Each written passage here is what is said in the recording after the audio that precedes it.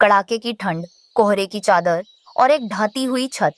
यह कहानी है रामलाल के परिवार की, जिनके पास संपत्ति के नाम पर सिर्फ एक दूसरे का साथ और जीवन भर की जमा पूंजी के 3 लाख रुपए थे। बच्चों की हालत देखी नहीं जाती। इस टूटे मकान की दीवारें अब और ठंड नहीं रोक पाएंगी।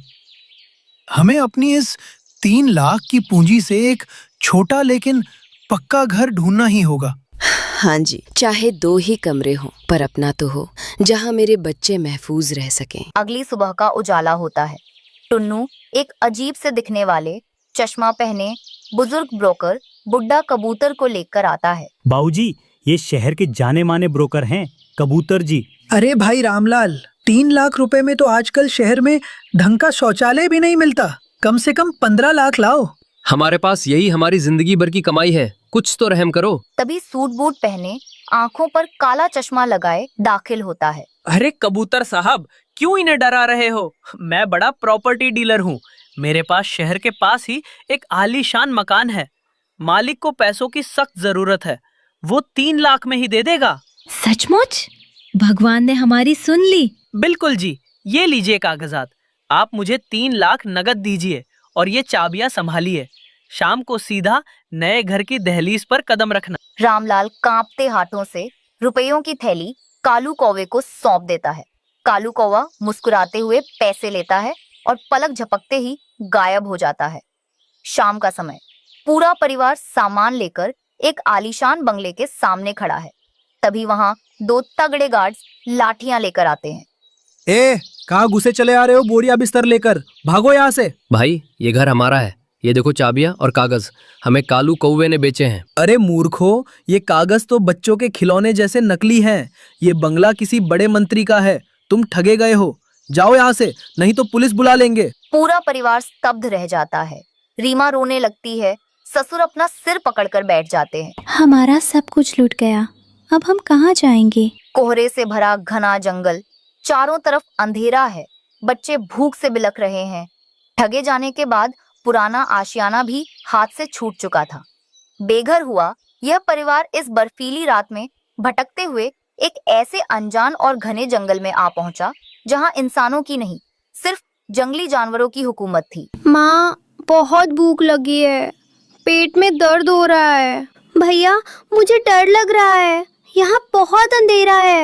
राजा और टुन्नू टॉर्च की रोशनी में आसपास देखते हैं और पेड़ों से कुछ जंगली सूखे बेर तोड़ कर लाते हैं। ये लो बच्चों, अभी के लिए इन बेरों से काम चलाओ, सुबह कुछ और ढूंढेंगे। बाबूजी, हमसे बड़ी गलती हो गई। इस बियाबान जंगल में हम कैसे जिंदा रहेंगे? हौसला मत हारो बच्चों। इन नन्हे जीवों को देखो, न इनके पास बैंक बैलेंस है, न कोई ब्रोकर, फिर भी ये मेहनत कर अपना घर बना रहे हैं। हम तो इंसान हैं। उठो, सूखी घास और बांस इकट्ठा करो।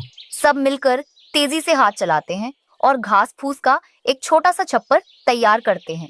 रात गहराती है, तभी दूर से भेड़ियों और शेरों के गुर्राने की भयानक आवाजें आती हैं। हे भगवान, जानवर हमारे छप्पर की तरफ बढ़ रहे हैं। डरने की जरूरत नहीं है माँ, आग से सब डरते हैं। राजा फौरन 2 नुकीले पत्थरों को उठाता है और उन्हें आपस में जोर जोर से रगड़ता है। चिंगारी निकलती है और वह सूखी घास में आग लगा देता है। जानवरों की आवाजें दूर हो जाती हैं। अगली सुबह की सुनहरी धूप, जंगल के बीच एक विशाल, मजबूत और पत्थरीली गुफा दिखाई देती है। दीदी, देखिए कितनी सुंदर और सुरक्षित गुफा है। हाँ रानी, चलो इसे अपना घर बनाते हैं। रानी पेड़ों की लचीली शाखाओं को बांधकर एक प्राकृतिक झाड़ू बनाती है और गुफा के अंदर की धूल साफ करती है। टुन्नू और राजा बाहर से बड़े बड़े भारी पत्थर उठाकर लाते हैं। राजा, इन पत्थरों को हम गुफा के मुहाने पर इस तरह रख देते हैं कि हमारे आने जाने का रास्ता भी रहे और कोई जंगली जानवर अंदर ना आ सके। बिल्कुल ठीक, सुरक्षा सबसे पहले। ये पानी तो शहर के नल वाले पानी से भी मीठा और शुद्ध है। सही कहा, प्रकृति का खजाना असीम है। गुफा के अंदर रानी और रीमा मिट्टी का एक बेहद खूबसूरत और मजबूत चूल्हा बनाती है। राजा दौड़ते हुए आता है और उसके हाथ में कुछ बड़े बड़े पके हुए सीताफल हैं। ये लो, आज के भोजन का इंतजाम हो गया। बच्चों आओ, गर्मा गर्म भुना हुआ सीताफल तैयार है। सभी चाव से खाते हैं। इसके बाद दोनों बहुओं केले के बड़े बड़े पत्तों को सूखी लकड़ियों की बारीक तीलियों से सिलकर एक शानदार मुलायम बिछौना और ओढ़ने की चादरें तैयार करती हैं। कुछ दिन बीत चुके हैं। गुफा अब एक घर जैसी दिखने लगी है। राजा और टुन्नू सुबह सुबह तैयार खड़े हैं। बेटो, तुम दोनों शहर जाकर मजदूरी का काम तलाशो। हाथ पर हाथ धरे बैठने से जिंदगी नहीं चलेगी। जी बाबूजी, हम खाली हाथ नहीं लौटेंगे। उनके जाने के बाद रानी और रीमा जंगल के बड़े और मजबूत पत्तों को इकट्ठा करती हैं। क्यों ना हम इन पत्तों से पत्तल बनाएं? शहर के ढाबों और शादियों में इनकी बहुत मांग रहती है। विचार उत्तम है और हम सूखी लकड़ियों के गट्ठर भी बनाएंगे जो चूल्हा जलाने के काम आएंगे। ससुर मुस्कुराते हैं और पत्तलों व लकड़ियों के भारी गट्ठर को अपने सिर पर लाद लेते हैं। तुम लोग बस उत्पादन करो, बेचने की जिम्मेदारी इस बूढ़े बाप की है। शाम का समय ससुर और दोनों बेटे घर लौटते हैं। ससुर के हाथ में पैसों के कुछ सिक्के और नोट हैं। देखो सरस्वती, आज हमारे पत्तलों और लकड़ियों से पहली कमाई हुई है। अब हम भूखे नहीं सोएंगे। और बाबूजी, हम गुफा के अंदर कच्चे कोयले सुलगा कर रख देते हैं। इससे ठंड भी गायब हो जाएगी और हल्की हल्की रोशनी भी बनी रहेगी। अचानक बादलों के गरजने और मूसलाधार बारिश की आवाज होने लगती है। हरी भरी पत्तियों पर पानी की मोटी मोटी बूंदें गिर रही हैं। जंगल में पानी भर गया है, लेकिन गुफा के भीतर का माहौल बिल्कुल अलग है। गुफा के भीतर जलते हुए कोयले की धीमी खूबसूरत नारंगी रोशनी चारों तरफ फैली है। पूरा परिवार गोल घेरे में बैठा है। मिट्टी के बर्तनों में गर्मा गर्म खाना परोसा गया है। बच्चों, आज शहर के उस ब्रोकर का संदेश आया था। कह रहा था कि 7 लाख में एक छोटा सा कमरा मिल रहा है। क्या विचार है तुम्हारा? बाबूजी, अब हमें उस कंक्रीट के पिंजरे की कोई जरूरत नहीं है। इस गुफा ने हमें तूफान और बारिश से बचाया है। हाँ बाबूजी, यहाँ का शुद्ध पानी, ये ताजी हवा और हमारा ये प्राकृतिक व्यापार हमें किसी शहर के किराए के मकान में नहीं मिलेगा। यहाँ मेरे बच्चे सुरक्षित हैं, खुश हैं। हमारे लिए यही अब हमारा असली और हमेशा का आशियाना है। सभी एक साथ मुस्कुराते हुए भोजन करने लगते हैं। बाहर मूसलाधार बारिश हो रही है, लेकिन गुफा के भीतर परिवार की एकता और शांति की गर्माहट है। और इस तरह एक टूटे हुए सपने से शुरू हुआ सफर प्रकृति की गोद में आकर एक खूबसूरत और मुकम्मल हकीकत बन गया। क्योंकि घर दीवारों से नहीं, परिवार के विश्वास से बनता है। भयंकर गर्मी ने पूरे गांव को एक सुलगती हुई भट्टी में तब्दील कर दिया था। नदियां सूख चुकी थीं, तालाबों में सिर्फ कीचड़ बचा था और पेड़ों की डालियां लू के थपेड़ों से कांप रही थीं। इसी सूखे बरगद के पेड़ पर गांव के सबसे बुजुर्ग बुढ़े कबूतर दादा बैठे थे। वे अपने एक पुराने जुगाड़ वाले पंखे से गर्मी को मात देने की नाकाम कोशिश कर रहे थे। अरे बाप रे, ये पंखा है या हलवाई का तंदूर? हवा तो दे नहीं रहा, बस लू फेंक रहा है। और ये खट खट खट, इस आवाज ने तो मेरे बुजुर्ग कानों को बहरा कर दिया है। हे भगवान, कोई तो चमत्कार कर दे। तभी टुन्नू और रीमा हाँफते हुए अपने छोटे छोटे पंखों को भारीपन से फड़फड़ाते हुए उस डाल पर उतरते हैं। रीमा का संतुलन बिगड़ता है और वह चक्कर खाकर गिरने वाली होती है। टुन्नू तुरंत उसे अपने पंखों का सहारा देकर संभालता है। दादाजी, हमें बचा लीजिए, कुछ उपाय बताइए। रीमा की हालत बहुत खराब है। इसका शरीर बुखार से तप रहा है। पीने को एक बूंद पानी नहीं है और गांव का हर कोना आग की तरह जल रहा है। टुन्नू जी, मुझे तो अब आंखों के आगे अंधेरा छा रहा है। मेरा गला कांटे की तरह सूख गया है। लगता है मेरे ये छोटे पंख अब और उड़ान नहीं भर पाएंगे। मुझे यहीं मरने के लिए छोड़ दीजिए। नहीं बेटी, हिम्मत मत हारो। बच्चों, इस गांव में अब कुछ नहीं बचा है। मैंने अपने बचपन में अपने दादा से सुना था कि उत्तर दिशा में जो सूखी पथरीली पहाड़ियां हैं, उनके पार कुछ रहस्यमयी ठंडी घाटियां हैं। तुम दोनों अभी जवान हो, तुम्हारे पंखों में जान है। वहां जाकर कोई नई और ठंडी जगह तलाश करो। ठीक कहते हैं दादा, मैं हार नहीं मानूंगा। मैं रीमा को लेकर अभी उन पहाड़ियों की तरफ निकलता हूँ। अगर हमें कोई भी सुरक्षित और ठंडी जगह मिल गई तो मैं वादा करता हूँ मैं आपको भी वहाँ ले चलूंगा। टुन्नू और रीमा की इस बातचीत को कोई और भी बड़ी दिलचस्पी से सुन रहा था। वो थे गांव के सबसे दुष्ट और छल्लिया पक्षी कालू कौवा और उसकी पत्नी गौरी कौवी, जिनकी नजर हमेशा दूसरों की मेहनत पर होती थी। ए जी, सुनते हो? ये नन्ही चिड़ियों का जोड़ा किसी ठंडी जगह की तलाश में जा रहा है। मैं तो इस चिलचिलाती धूप में कोयले जैसी काली हो गई हूँ। हाँ, मेरा तो मेकअप भी पिघल गया है। अरे भाग्यवान, तू तो पहले से ही काली है, लेकिन तेरा दिमाग बहुत तेज चलता है। हम क्यों इस गर्मी में पंख फड़फड़ाकर मेहनत करें? हम छुपकर इन दोनों का पीछा करेंगे। ये जहां भी कोई ठंडी और आरामदायक जगह ढूंढेंगे, हम अपने बड़े और डरावने रूप से इन्हें डराकर भगा देंगे और उस जगह पर अपना कब्जा जमा लेंगे। क्या बात है मेरे कालू जी, इसे कहते हैं आम के आम और गुठलियों के दाम। मेहनत इनकी और महल हमारा। चलो जल्दी उड़ो, कहीं वो हमारी नजरों से ओझल ना हो जाए। दोनों की शक्ल पर मक्कारी और लालच साफ झलक रहा है। आसमान में उड़ते हुए टुन्नू और रीमा बहुत थक चुके हैं। नीचे सिर्फ तपते हुए पत्थर और बंजर जमीन है। टुन्नू जी, नीचे सिर्फ पत्थर है। मुझे नहीं लगता यहाँ कोई जीवन है। मुझे बहुत तेज प्यास लगी है। बस थोड़ा और रीमा, उन पहाड़ियों की चोटी पार करते ही शायद कुछ मिल जाए। अपनी आंखें खुली रखो। अचानक दृश्य बदलता है। सूखी जमीन खत्म होती है, हवा का रुख बदलता है और एक बहुत ही ठंडी बर्फीली हवा का झोंका उनके चेहरों से टकराता है। टुन्नू जी, क्या आपको भी ये महसूस हुआ? ये हवा, इसमें तो पुदीने और ताज़े खट्टे नींबू की खुशबू है और ये कितनी ठंडी है, जैसे बादलों के पार से आ रही हो। हाँ रीमा, और वो देखो, पहाड़ी के उस पार जमीन पर वो विशालकाय चीज क्या है? पथरीली जमीन के बीचों बीच एक विशालकाय 2 मंजिला असली नींबू रखा हुआ है। यह कोई साधारण नींबू नहीं है। इसमें लकड़ी की नक्काशीदार छोटी छोटी खिड़कियां और एक प्यारा सा गोल दरवाजा बना हुआ है। ऊपर एक बड़े हरे पत्ते की छत है जिससे ओस की बूंदें टपक रही हैं। टुन्नू और रीमा नीचे उतरते हैं। टुन्नू संकोच के साथ लकड़ी का दरवाजा खटखटाता है। दरवाजा खुलता है और एक प्यारी सी बुजुर्ग चिड़िया, नींबू वाली दादी, चेहरे पर एक बड़ी सी मुस्कान लिए बाहर आती है। आओ बच्चों, आओ, बिना डरे अंदर आ जाओ। बाहर बहुत लू चल रही है। तुम दोनों तो गर्मी से बिल्कुल कुम्हला गए हो। तुम्हारे पंख कितने सूखे लग रहे हैं। वे अंदर जाते हैं। अंदर का नजारा किसी सपने जैसा है। नींबू के बीजों से हल्की पीली रोशनी आ रही है। दीवारों से ठंडी भाप निकल रही है और घर के अंदर एकदम ऐसी जैसी ठंडक है। लो बच्चों, ये बर्फ जैसा ठंडा नींबू पुदीने का जादुई रस पियो। नींबू पानी इतना मजेदार था कि उन दोनों की सारी थकान दूर हो गई। वाह दादी, ये तो अमृत है।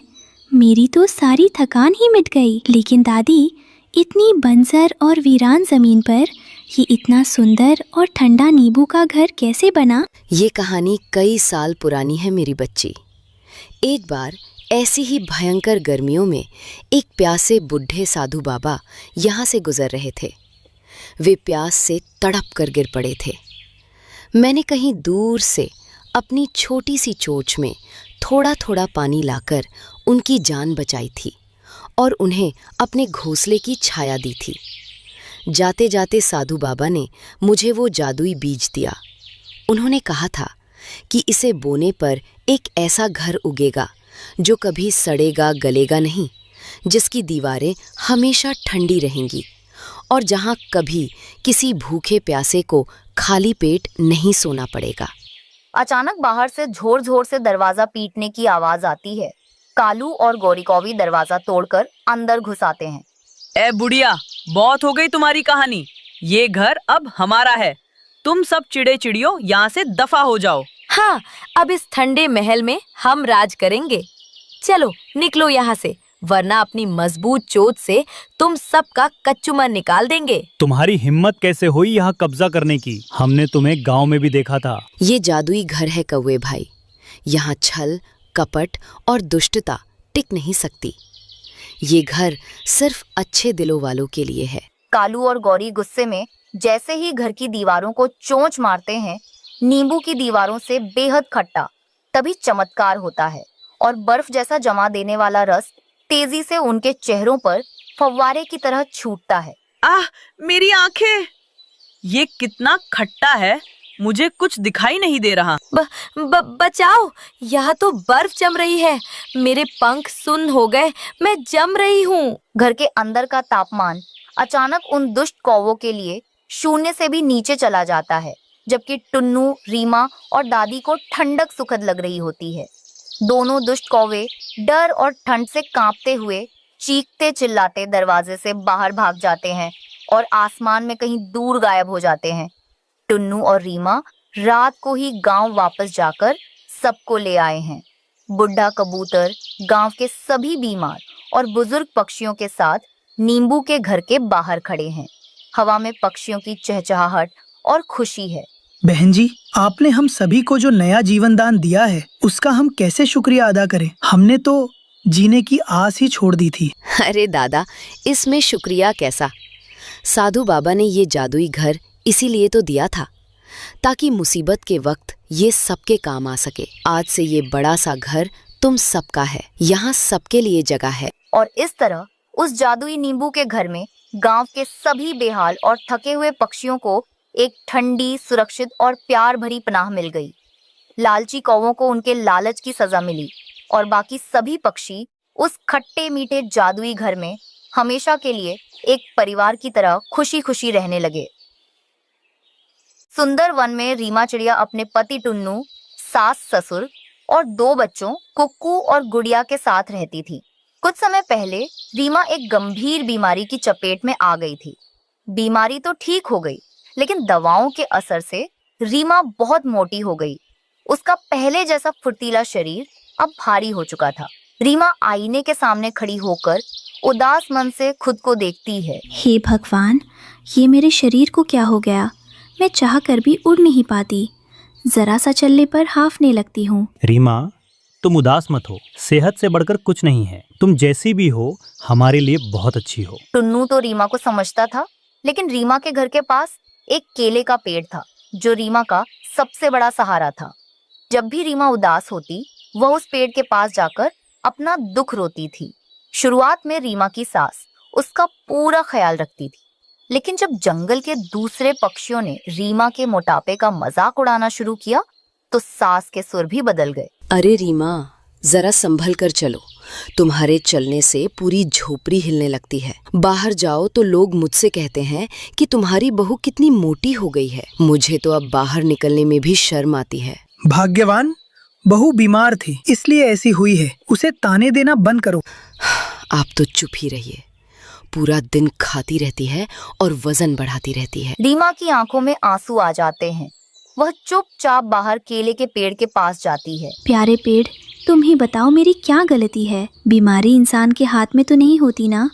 सब मुझसे दूर हो रहे हैं। एक दोपहर रीमा पानी भरने के लिए नदी पर मिट्टी का मटका लेकर गई। वहाँ पहले से ही गौरी कौवी और उसकी बहन पिंकी कौवी बैठी गप्पे लड़ा रही थी। रीमा को देखते ही दोनों हंसने लगी। अरे पिंकी, देख देख, जंगल का हाथी पानी भरने आया है। जरा संभल कर रहना, कहीं इसके पैर रखने से नदी का पानी बाहर ना आ जाए। सही कह रही हो दीदी। रीमा, जरा पानी में अपना चेहरा तो देखो। तुम्हारा मोटापा पानी में साफ दिख रहा है। मटका भरने की क्या जरूरत? तुम खुद ही एक मटका लग रही हो। गोरी बहन, किसी की लाचारी का इस तरह मजाक नहीं उड़ाना चाहिए। रीमा उदास होकर रोते हुए अपने घर लौट आती है। कुछ दिनों बाद रीमा के बेटे कुक्कू का जन्मदिन था। रीमा ने बहुत चाव से घर को सजाया और जंगल के बच्चों को बुलाया। गोरी कौवी अपने बेटे जग्गू के साथ लूसी अपने बेटे को लेकर आई। रीमा एक छोटा सा केक लेकर आई थी। अरे रीमा, इतना छोटा सा केक? इसे देखकर तो लगता है कि ये केक तुम खुद ही अकेले खा जाओगी। हमारे बच्चों को क्या एक एक टुकड़ा भी मिलेगा? हाँ रीमा, अपने साइज के हिसाब से तो तुम्हें बड़ा केक लाना चाहिए था। गोरी जी, लूसी जी, आप यहाँ हमारे बच्चे को आशीर्वाद देने आई हैं या मेरी पत्नी का अपमान करने? केक छोटा हो या बड़ा, ये हमारे प्यार का प्रतीक है। अगर आपको खुशी में शामिल नहीं होना तो आप जा सकते। गोरी और लूसी बड़बड़ाते हुए केक खाकर चली जाती हैं, लेकिन रीमा का दिल अंदर ही अंदर टूट जाता है। अगले दिन रीमा अपने बच्चों कुक्कू और गुड़िया को स्कूल छोड़ने गई। स्कूल के गेट पर खड़े बाकी बच्चे और उनके माता पिता रीमा को देखकर कानाफूसी करने लगे। और हंसने लगे। देखो कुक्कू की मम्मी आ गई, मोटू मम्मी। जग्गू ने कुक्कू को चिढ़ाया। अपने दोस्तों के सामने शर्मिंदा होकर कुक्कू का गुस्सा 7वें आसमान पर पहुंच गया। माँ, तुम इतनी मोटी क्यों हो? तुम्हारे कारण सब मेरा मजाक उड़ाते हैं। मुझे तुम्हारे साथ स्कूल आने में शर्म आती है। तुम यहाँ से चली जाओ। गुड़िया तुरंत आगे आकर कुक्कू को डांटती है। कुक्कू, होश में आओ। तुम अपनी माँ से बात कर रहे हो। वो बीमार थी इसलिए ऐसी हुई। उन्होंने हमेशा हमारा ख्याल रखा है। तुम्हें ऐसा बोलने का कोई हक नहीं है। अपने ही बेटे के मुंह से यह कड़वी बात सुनकर रीमा का दिल पूरी तरह टूट गया। वह बिना कुछ बोले उल्टे पैर दौड़ती हाँफती हुई अपने घर के पास वाले केले के पेड़ के पास पहुंची। रीमा पेड़ के तने से लिपटकर फूट फूट कर रोने लगी। उसकी आंखों के आंसू पेड़ की जड़ों में गिर रहे थे। तभी अचानक एक चमत्कार हुआ। केले का पेड़ धीरे धीरे हिलने लगा और उसमें से एक गहरी शांत आवाज आई। रीमा, रोना बंद करो मेरी बच्ची। मैंने तुम्हारा सारा दुख देखा है और तुम्हारी सहनशीलता भी। तुम बहुत पवित्र दिल की हो। तुम बोल सकते हो? हाँ रीमा, मैं एक साधारण पेड़ नहीं बल्कि एक जादुई पेड़ हूँ। तुमने हमेशा मुझसे अपना सुख दुख बांटा है। आज मैं तुम्हें इस दर्द से मुक्ति दूंगा। ये लो, इस जादुई केले को अभी खा लो। रीमा ने कांपते हाथों से केला छिल्ला और खा लिया। केला खाते ही रीमा के शरीर के चारों ओर एक तेज रोशनी चमकी। पलक झपकते ही उसका मोटापा गायब हो गया और वह पहले की तरह बेहद सुंदर, पतली और फुर्तीली चिड़िया बन गई। रीमा, अब तुम पहले जैसी हो गई हो। ये तुम्हारी अच्छाई का इनाम है। लेकिन याद रखना, ये बात किसी को पता नहीं चलनी चाहिए। धन्यवाद प्यारे पेड़, तुमने मुझे नया जीवन दे दिया। रीमा तो खुशी खुशी अपने घर के अंदर चली गई, लेकिन वह इस बात से अनजान थी कि झाड़ियों के पीछे छुपी गोरी कौवी यह सब दूर से देख रही थी। गौरी के मन में लालच आ गया। अच्छा, तो इस पेड़ के पास जादुई केला है। रीमा इतनी सुंदर हो गई। अगर मैं भी ये केला खा लूं तो मैं पूरे जंगल में सबसे ज्यादा खूबसूरत और चमकदार हो जाऊंगी। सब मेरी ही तारीफ करेंगे। अब मैं बनूंगी जंगल की रानी। जैसे ही रीमा अंदर गई, गौरी कौवी दबे पांव केले के पेड़ के पास पहुंची। उसने बिना पेड़ की अनुमति के झपटकर एक केला तोड़ लिया। गौरी ने जैसे ही उस केले को खाया, वैसे ही जादू उल्टा घूम गया। गौरी का शरीर धीरे धीरे फूलने लगा। वह पतली होने की बजाय रीमा से भी 4 गुना ज्यादा मोटी और भारी हो गई। उसका रंग और गहरा काला हो गया और उसके पंख भारी हो गए। बचाओ, ये क्या हो गया? मैं इतनी मोटी कैसे हो गई? मुझसे तो उड़ा भी नहीं जा रहा। गोरी जो दूसरों की लाचारी पर हंसते हैं और लालच करते हैं, उनके साथ यही होता है। ये जादुई पेड़ सिर्फ साफ दिल वालों की मदद करता है, चोरों और लालची लोगों को सजा देता है। अब पासा पूरी तरह पलट चुका था। गौरी कौवी इतनी मोटी हो चुकी थी कि वह अपनी डाली से हिल भी नहीं पाती थी। अरे दीदी, ये आपको क्या हो गया? आप तो चलती फिरती भैंस लग रही हो। मम्मी, सब मेरा मजाक उड़ा रहे हैं। अब जब भी वह बाहर निकलती, जंगल के सारे पक्षी और बच्चे उस पर हंसते थे। गौरी कोने में बैठकर रोती रहती थी। जो दर्द उसने रीमा को दिया था, आज वही दर्द वह खुद भुगत रही थी। उसे अपनी गलतियों की पूरी सजा मिल चुकी थी। उधर जब कुक्कू ने अपनी माँ को देखा तो उसे अपनी गलती का एहसास हुआ और उसने रोकर रीमा से माफी मांगी। रीमा ने उसे गले लगा लिया। अब रीमा अपने पति टुन्नू, सास ससुर और बच्चों के साथ अपने खुशहाल परिवार में बिना किसी ताने के खुशी खुशी रहने लगी। सीख: दूसरों की लाचारी का मजाक उड़ाने वालों को उनके कर्मों का फल इसी जीवन में भुगतना पड़ता है।